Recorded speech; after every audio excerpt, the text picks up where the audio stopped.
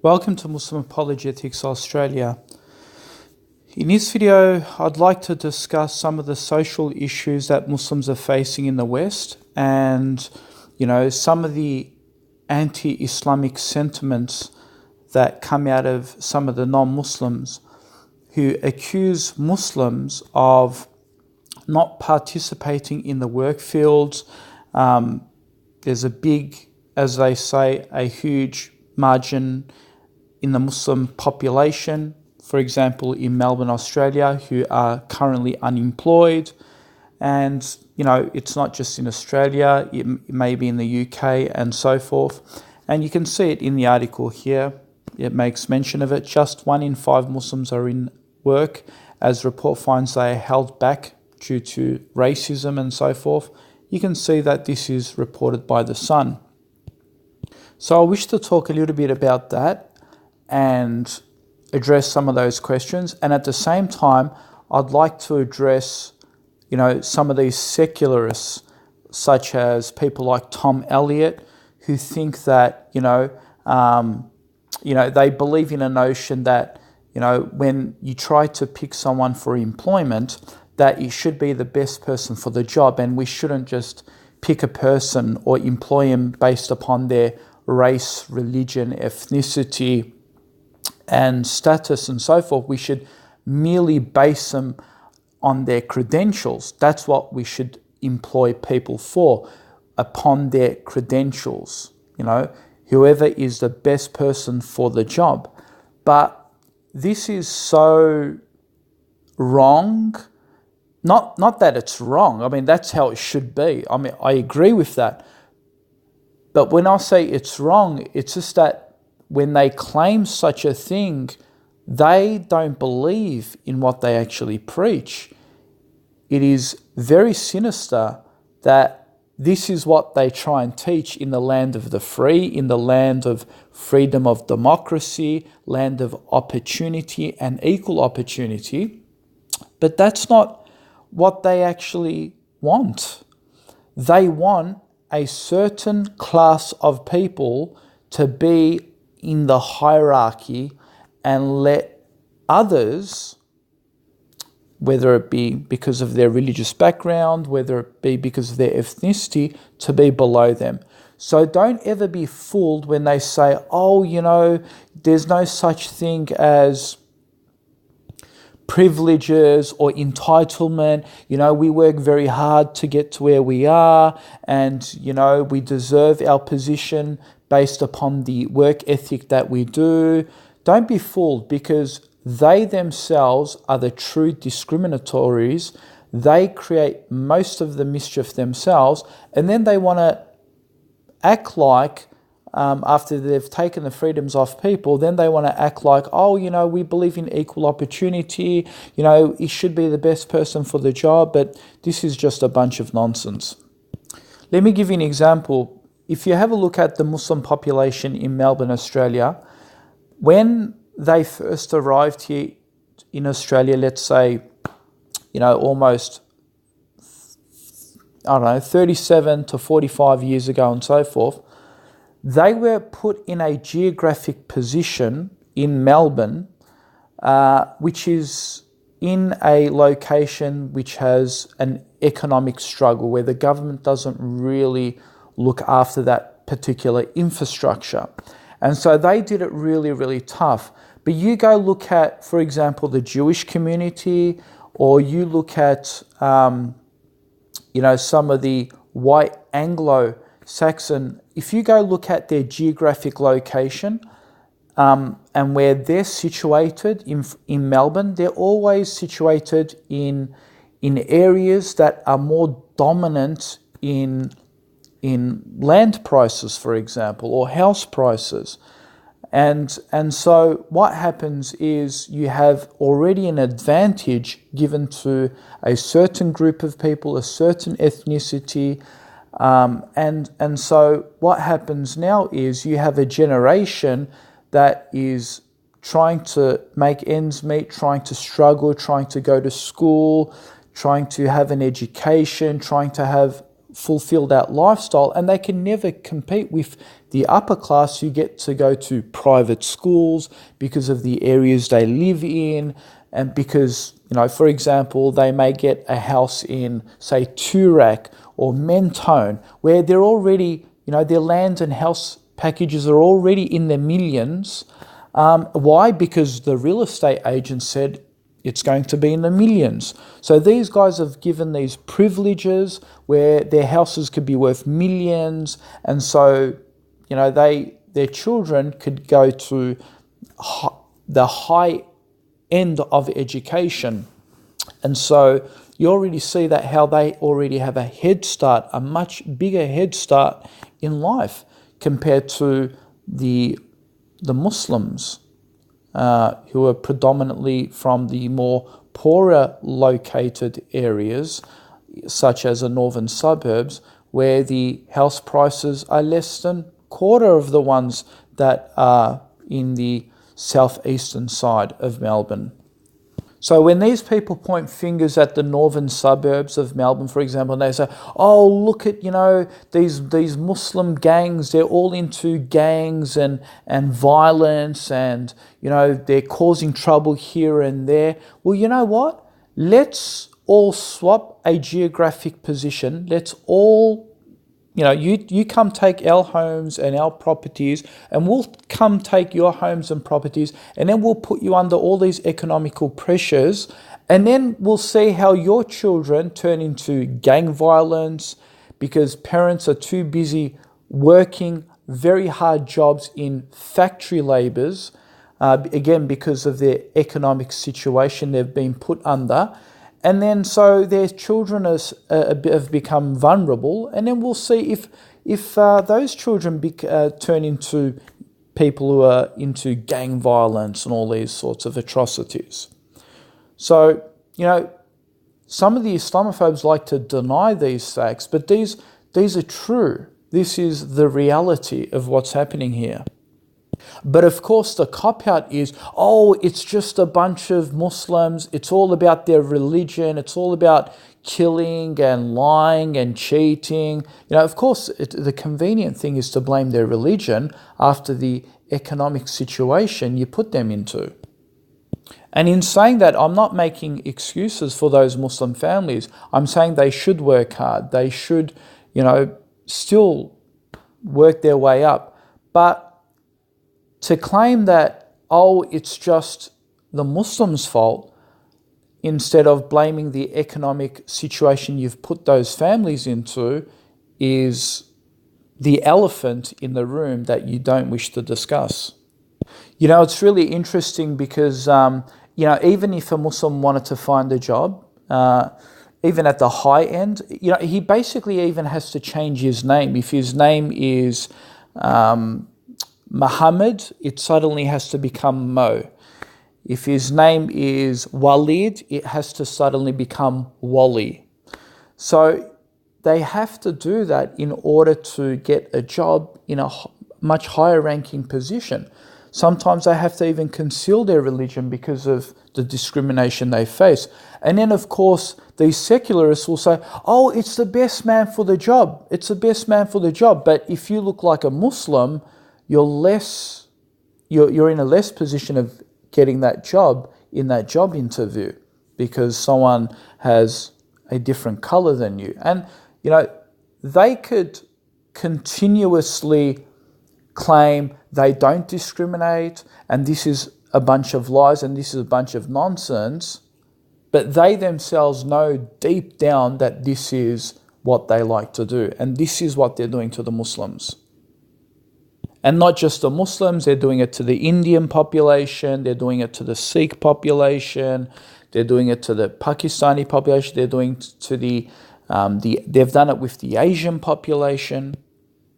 So it's not just a Muslim thing. And of course they do it to even women. And that's why you have the feminist movements in Australia. They're still debating the payment gap between males and females in this country. And a person like this, Tom Elliott from 3AW Drive, he will have the audacity, and I think he got up and he got really upset about someone saying, oh, he's been given privileges to work in radio and get a high-end job and things like that. And Tommy Elliott got upset. And he's like, oh, you know what? I really had to work so hard for my job. He was basically trying to say it wasn't handed to him on a gold platter. He was trying to basically deny that he didn't have these privileges to get the job that he does, and he had to go to school and work very hard to get to where he is. Yeah, right. This is the same guy that is from a Jewish family, is from lives in a high-end market of Melbourne. He's got a father that has connections with every probably CEO in Melbourne. He has connections with Melbourne in general, since his father has held some prominent positions in Melbourne. And so, of course, when a person comes from that particular demographic, that particular heritage and lineage, of course he's going to have more of a connection to, to TV, to radio, to mainstream. And of course, through the help of his father, he's going to get a job in radio, on mainstream radio. And to say that, because I think he makes about $5,000 or $6,000 a week just from that. And for him to sort of smirk it off and say, he doesn't have privileges, he had to really work hard. Yeah, right. We know that in this day and age, it's all about connections. Okay? And this same man says, it's the best man for the job. Yeah, right. Best man for the job, while at the same time, you get your father to connect, to give you these clear connections with these organizations, and then you turn around and say, there's no privileges, you had to really work hard to get to where you are. Come on, really. I mean, there's a saying in the West, these days it's about who you know. It's not so much about, your expertise. I mean, look at, what's his name? Usain Bolt, for example. Usain Bolt. The guy is famous. He's the fastest man in the world. He hasn't got a single football trophy in his cabinet, but he gets to play, or is given a chance to play in the Australian A-League. I mean, why? Why, just because he's the fastest person, he gets that sort of privilege to play in the A-League? When there are hundreds of other kids who work their tireless butt off through the youth academies, working their way up through all of the leagues, the hard leagues, trying to get to the A-League, but no, someone else has to take that position because you know why? He's got so much fame, he's privileged with so much speed that, he gets a position in the A-League. And he can't even kick the ball properly. Is a mess. He's an he's a mess in the A-League. But why? Because, he's famous, he's the fastest man in the world, but, being the fastest person doesn't help you in soccer. You need to know how to play with the ball. And I've seen this even growing up, through the ranks, playing soccer myself. I've seen some of my teammates who are absolutely talented, but they got to miss out on an opportunity to go play for bigger clubs. Why? Because, another kid took their position. Why? Because he was connected with the football staff, the team staff. Either his father was connected with the coach, he knew the coach very well, and so he got to go in instead of this other kid that missed out. And he was much more talented. Why? Again, it's who you know. It's about privileges. Unfortunately, this is the way it works. It's not just, about Muslims targeting Muslims. It happens all across the board. And to deny it doesn't happen is denying the elephant in the room. And then you wonder to yourself, why doesn't Australia get through the group stage in the World Cup? We keep getting knocked out. Well, this is why, because you have so much wasted talent that are put aside because, some rich kid has a privilege just because he knows the club the staff or the coach, or he's connected with other bigger teams and bigger leagues just because of his personal status. This Tom Elliott, he got really upset once. It's the same guy here, as you can see in the screen. He got really upset. He's like, there's this Muslim business. He says they're only employing Muslims. I think it's a restaurant in Fitzroy somewhere. It's owned by a Muslim. And this Muslim has said, I'm only going to employ Muslim females to work for me. So she started employing these Muslim women to work for her. And then Tommy Elliott started saying, oh, well, how could she do that? That's discriminatory. Just imagine a white person, said, I'm only going to employ white people. Wouldn't that be racist? Blah, blah, blah, blah. I would say, of course, he'd say, oh, that's just reverse racism, right? But I would say no. Because when you look at the majority demographic population, it's the Muslims and those minority groups that are being discriminated against. Whereas the broader whiter population, they get to have the bigger piece of the cake all the time. So no, it wouldn't be reverse racism. Unfortunately, these Muslim groups or this Muslim employer has to only employ Muslim women. Why? Because no one else will employ him. Would you employ him? Will Tom Elliott give a Muslim woman a job at his firm? No, he won't. I can tell. He'd get up and say, oh, it should be the best person for the job. But I can assure you, if a hijabi woman walked in his office and wanted a position, he'd say, nah, you're not fit. Why? Because he'd say, oh, it's the best person for the job. But I could tell you right now, he's not looking at her credentials. He's looking at the hijab on her head.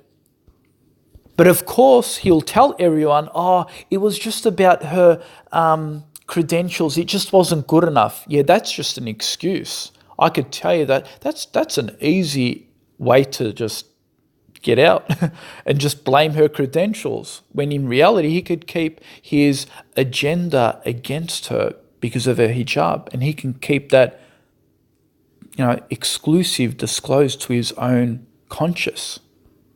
No one even needs to know about it, and he can get away with it. So that's where the sinister part and the hypocrisy part lies. So Mr. Tom Elliott and all you secularists, the next time, until you guys actually really live up to your equal opportunity and live up to the rights of employing Muslims across the board, then Muslims have got every right to open up businesses and only employ Muslims until you set the record straight. I mean, don't blame Muslims if that's the bar that you set. That's the bar you set. So don't blame Muslims if they're following suit. Tom Elliott was getting upset one stage because Bachahuli, I think, was setting up a football clinic only for Muslims. And he's like, oh, why are we doing this division? Why are we only doing Auskick or something just for Muslims? It should be, all types of ethnicity. Can you imagine we only did an Auskick just for Christians, or we only did an Auskick? Well, yeah. Again, you set the bar. Until you start putting more Muslims into the AFL, into the football, and you stop discriminating just because based on their religion and ethnicity, then we wouldn't have to set up clinics, football clinics just for Muslims now, would we? And it's interesting, they always say, oh, Muslims don't integrate, they don't get involved. And then when you set up organizations and clinics just to target Muslims so they can get involved, then it's like, oh, you're just discriminating because you're targeting Muslims. So it's like you're damn if you do, you're damn if you don't. And when these Islamophobes deny how they really behave, you could see their true colors when, for example, a Muslim becomes someone who is in high office, like a really predominant person. If he goes right up, becomes a CEO, you watch the Islamophobic rage. They do anything in their power to actually get that person removed, fired. They check his records. They see his payroll. Oh, look, he's getting so much money. Wow. I mean, how dare he get that much money as a CEO? Okay, let's try and target him now and try and throw him out. I mean, this is what they do. They like to say, oh, Muslims should be the best man for the job. And when he does get a position to become the best man of the job, and he gets this really high pay, and then they go after him again. And we saw that happen with the CEO of Australia Post.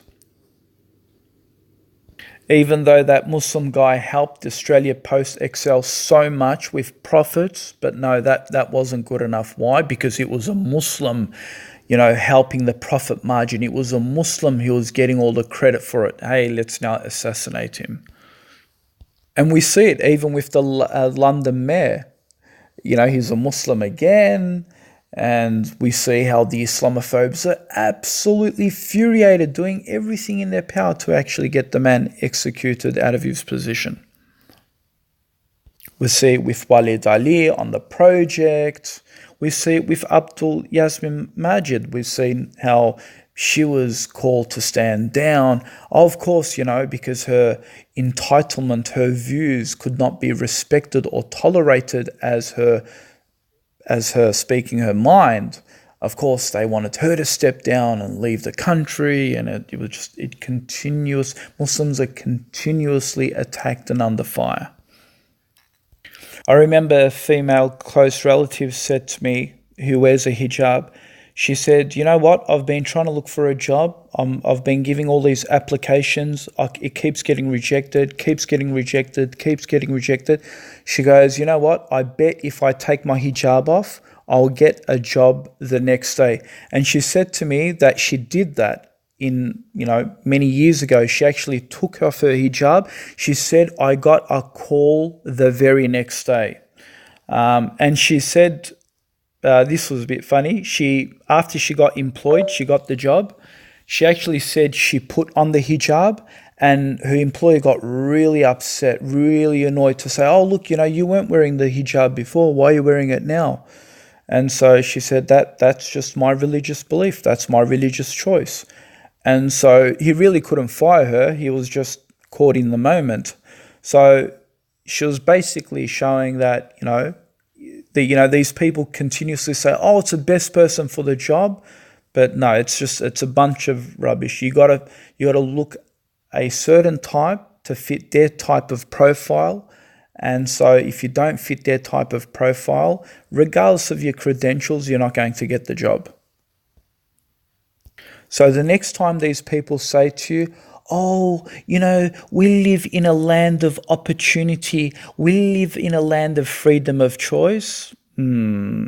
Right, yes. If you don't suit their profile, you will see if you get those choices. And I love how an Islamophobe says, oh, well, if you live in this country, you got to follow our culture and you shouldn't, dress like Arabs and blah, blah, blah. These are the same people that tell you that we live in the land of the free, live in the land of democracy, live in the land of freedom of rights. But guess what? They're the ones that want to take the rights away from you so they can force you into their culture and the way they dress. But what happened to freedom of rights? What happened to freedom of religion? Oh, that's right, freedom of religion. it only applies on lip service. When you want to go out and say, oh, look at those damn Saudi Arabians, they take freedoms off people. You can't go there and practice your religion. Look at those barbaric backward countries. And then you say, oh, look, Australia gives freedom of rights. We give equal opportunity, blah, blah, blah. But then when you come here try to practice your religion, they say, oh, you got to take off that hijab, and you got to fit in with our culture, and if you want employment, you got to fit our profile, right? And suddenly freedom of rights goes out the window, and they've just become like those Saudi Arabian countries, no different, totalitarianism, dictatorship. And then these guys are hiding behind the goose of freedom of speech, freedom of rights, liberalism, secularism, human rights. Damn hypocrites. At least those countries, those Saudi Arabian countries, they at least tell you to your face, hey, look, this is our law. We don't believe in total freedom of rights. We don't believe in, we believe in the banning of this and banning of that. We believe in this, and this is what our constitution says. This is what we say. If you accept it, come here. If you don't accept it. But see, these guys on the other side, these secularists, they say, oh, we believe in freedom of rights. We believe in freedom of religion. You can come practice, your rights here. We're not going to tell you what to do. We're not going to force you out of your religion. We're not going to force you, like those damn Saudis. But then you come here and it's a different face. They want to become like Saudis, even worse. No, you can't have your mosque, you can't have your halal, you can't wear that in here, and the list goes on. Oh, you can't have polygamous marriages. No, you can't do that. No, you can have multiple girlfriends, but no, you can't have polygamous marriages.